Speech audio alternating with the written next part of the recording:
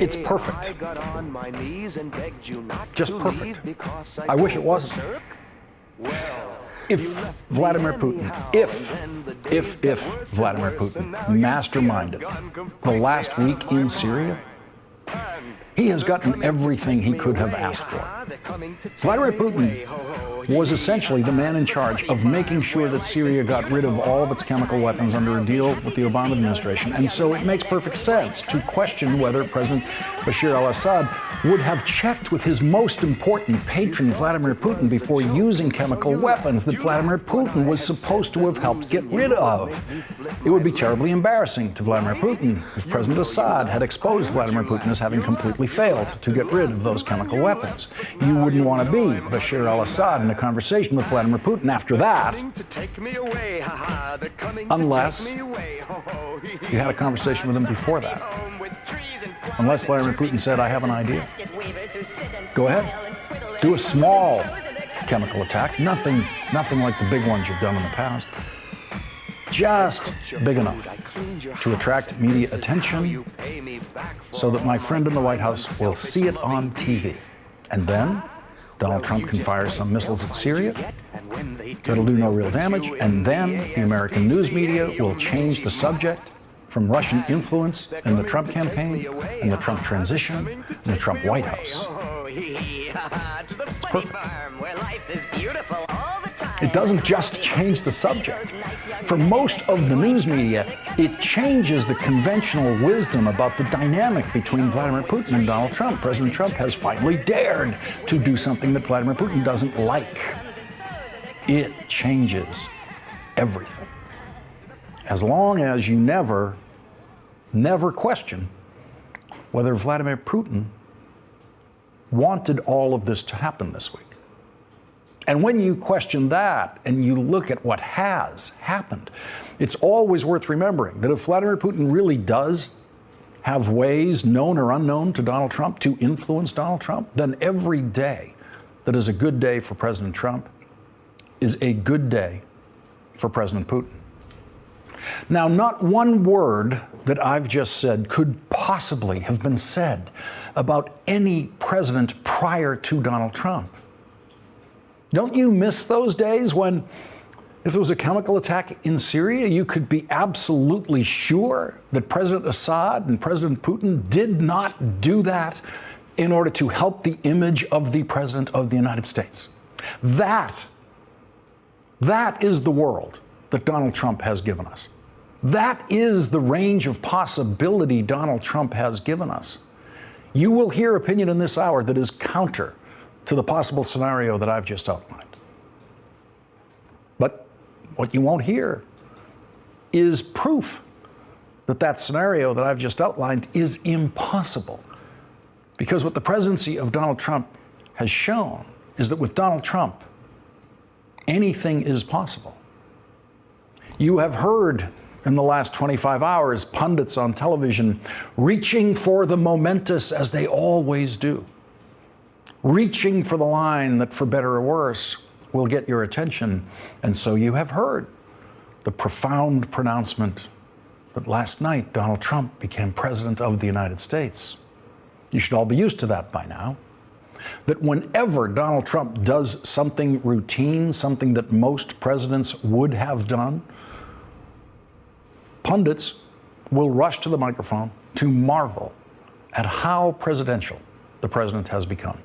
And they will all, within a matter of days, be embarrassed by the least presidential person ever to occupy the White House. We went through this cycle before when the president gave an address to Congress and read every word in his teleprompter, after which he was instantly declared to have just become president of the United States. And 4 days after that, he tweeted, "Terrible, just found out that Obama had my wires tapped in Trump Tower just before the victory. Nothing found. This is McCarthyism." And so we now await that next round of embarrassment for pundits. And we look back on the days when we could be absolutely certain, and I mean 100% certain, that Vladimir Putin did not conspire to kill people as a way of helping the image of the President of the United States. Joining us now, David Corn, the Washington bureau chief for Mother Jones and an MSNBC political analyst. Rick Wilson, Republican strategist and contributor to the Daily Beast. Also with us, Indira Lakshmanan, Washington columnist for the Boston Globe. She's also with the Poynter Institute for Media Studies. And Indira, I raise this and I raise it without assigning a statistical probability to it. I don't know what it is. I just know that it's not zero. And it should be zero. It has been zero with every previous president. But when you look at the way the events have unfolded this week, Donald Trump could not have asked for a better end of the week for his presidency as he sees it. Well, Lawrence, this is, of course, the problem with credibility, that when any White House or any politician has a problem with telling the truth or is caught in repeated lies, then, of course, the public is going to have trouble believing them. And that's why the scenario that you spun, while I don't abide by it necessarily or don't put credence in it, nobody, as you say, can say that it's untrue. We have no way of disproving it. And the fact that anyone would think it at all possible is because we have reason to doubt, because so many crazy things have happened. What I will say is that he did these airstrikes having alerted the Russians to it. You know, they call it deconflicting, but it's certainly known that the Russians, who of course are backing Assad, would have alerted the Syrians to this and allowed the Syrians to get out of place before these airstrikes happened. So, you know, while you can on the one hand say that yes, President Trump did send a strong message, at the same time it was a message where the consequences for the Russians and the Syrians were reduced, that's for sure.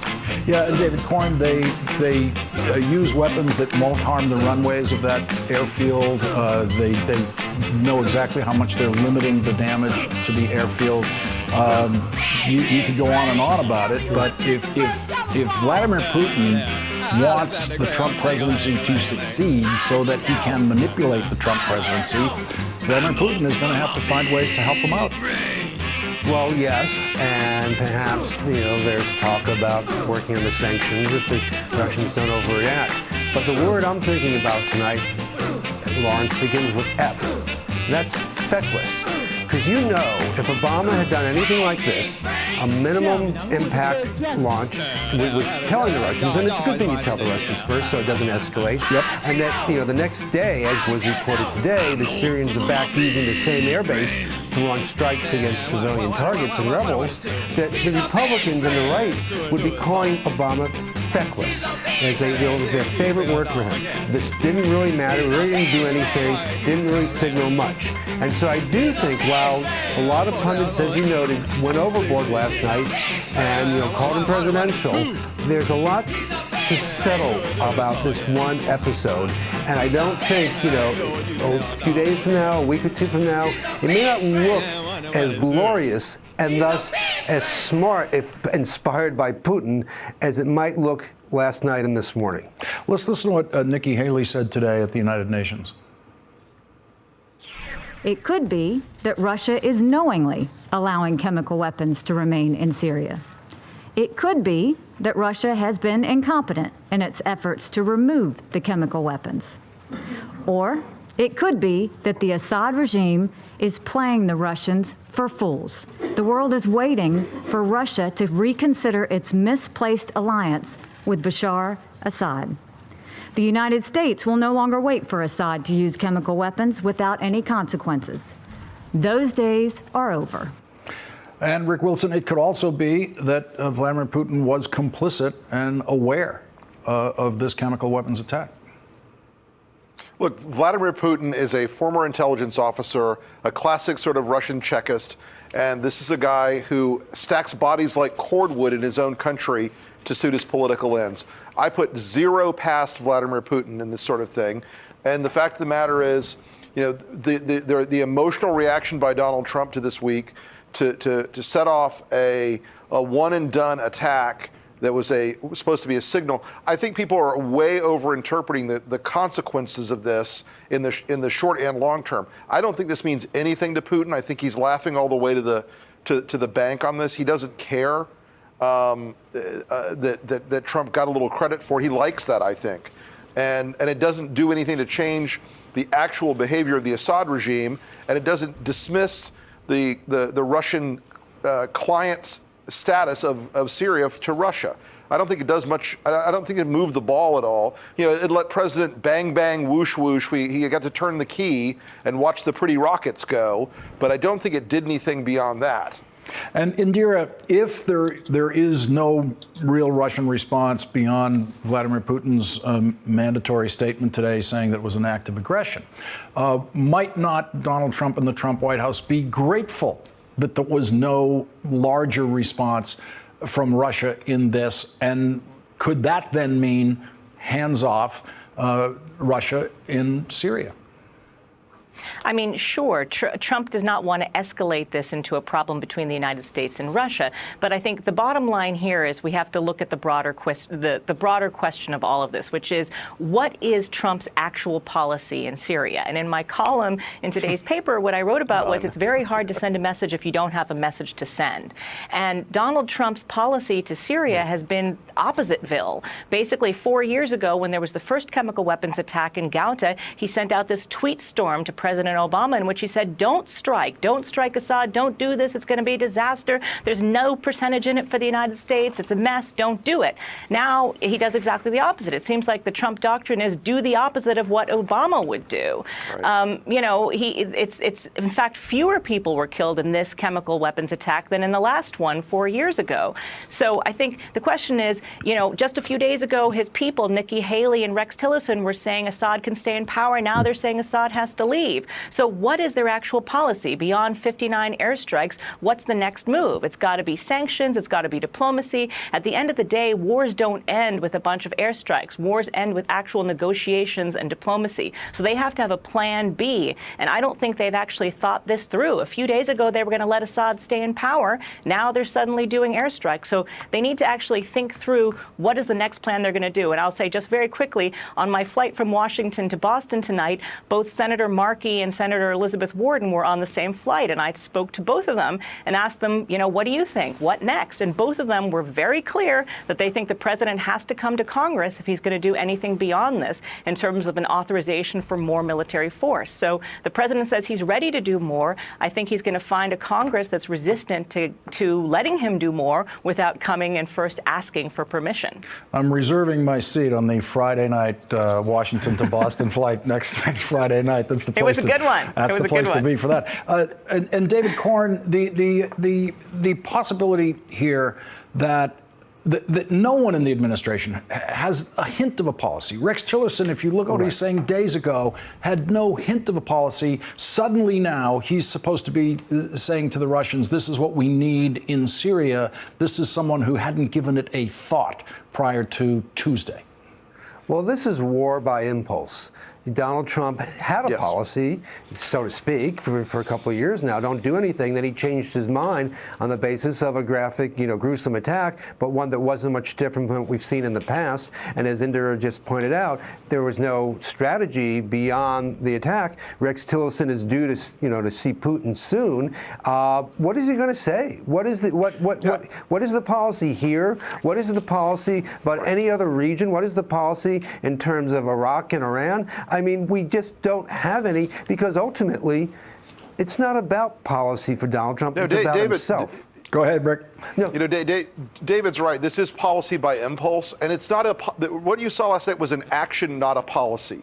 This was a moment where John McCain and Marco Rubio and Lindsey Graham and everybody else who's been out there for ages saying we've got to have a cohesive, coherent policy against the Assad regime and to not only defeat ISIS, but to defeat the Assad regime. For one moment, Donald Trump did something that was in that lane. But that doesn't mean he's going to stay there. And he is impulsive. He's got the attention span of a gnat on meth. This is a guy with absolutely zero ability to focus. So by tomorrow, we could be back to crazy tweet town. And I don't think he's ever thought it through. I think there are competing strains. McMaster, Mattis, and to my understanding now, a little bit even Rex Tillerson want a more nuanced thing. Bannon wants to keep Assad in power so he can wage his war against the brown people. And this is an administration that's riven by all these different strains and different competing schools of thought. And I think Trump, literally, I think David's exactly right. He saw some terrible pictures and said, turn the key, launch the missiles. I don't think this is considered in any way. Rick Wilson gets the last word in this segment. Rick Wilson and Indira Lakshmanan, thank you both for joining us tonight. Really appreciate it. Thanks, Lawrence. Coming up, the war within the White House, Steve Bannon versus Donald Trump's son-in-law. Let me think. Oh, I think I know who I'm betting on.